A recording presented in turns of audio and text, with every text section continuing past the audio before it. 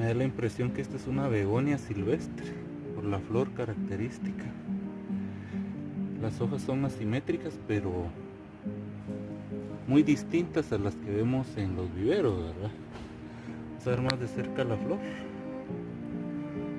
Sí. Y veamos el detalle de la hoja. Asimétrica, cerrada, muy bonita, muy bonita.